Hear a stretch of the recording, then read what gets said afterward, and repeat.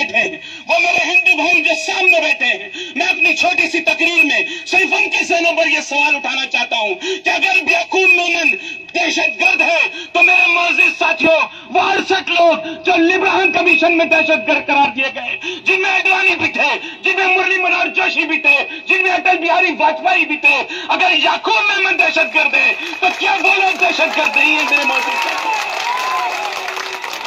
آپ یعقوب میمن کو دہشت گرد قرار دیتے ہو۔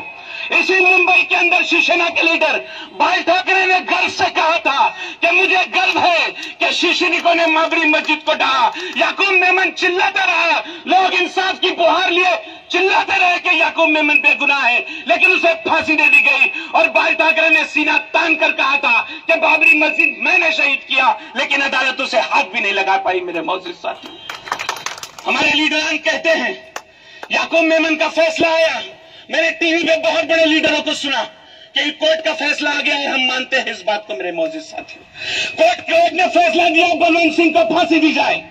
وہاں کورٹ کا فیصلہ کیوں نہیں مانا جا رہا ہے؟ کورٹ نے فیصلہ دیا راجیو گاندھی کے قاتلوں کو پھانسی دی جائے۔ میرے معزز ساتھیوں، میں سمجھ نہیں پا رہا، میرے چھوٹے سے دماغ میں یہ بات سماتی نہیں کہ کورٹ بڑی ہے یا حکومتیں بڑی ہیں۔ اگر کورٹ بڑی ہے تو یعقوب میمن کو پھانسی ہو گئی، ان لوگوں کو بھی پھانسی ہونا چاہیے جنہوں نے بابری مسجد کو شہید کرا، ان لوگوں کو بھی پھانسی ہونا چاہیے جنہوں نے 900 لوگوں کی جانیں لی۔ میرے معزز ساتھیوں، اس بات کو سمجھ لو، اے میرے قوم کے غیر نوجوانوں، تم میں اتحاد نہیں، اس لیے تمہاری آواز کا کوئی مطلب نہیں نکلتا، تم میں ایک تو نہیں، اس لیے تمہارے چہروں کی طرف کوئی رحم سے نہیں دیکھتا میرے معزز ساتھیوں۔ میں سمجھنا چاہتا ہوں اس بات کو، اور میں اپنے نوجوانوں کو سمجھانا چاہتا ہوں اس بات کو کہ یہ سمجھ لو، اگر ایک تو نہیں ہے، اگر ہم میں اتحاد نہیں ہے تو ہماری نسلوں کی نسلیں یوں ہی تباہ کی جاتی رہیں گی، کوئی پوچھنے والا نہیں ہوگا میرے معزز ساتھیوں۔ بڑی آسانی سے ایک چھٹ بھیا نیتا مختار عباس نقوی ہمیں پاکستان جانے کے لیے کہتا ہے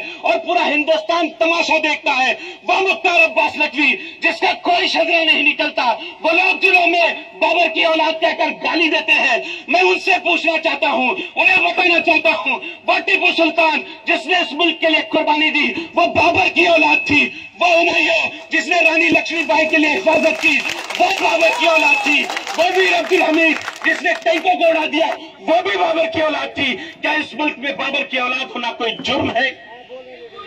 میں سمجھنا چاہتا ہوں اس بات کو میرے معزز ساتھیوں۔ میں اپنی بات کو ختم کروں گا۔ میرے معزز لیڈر محترم جناب ابو عاصم اعظمی صاحب، وہ لوگ جو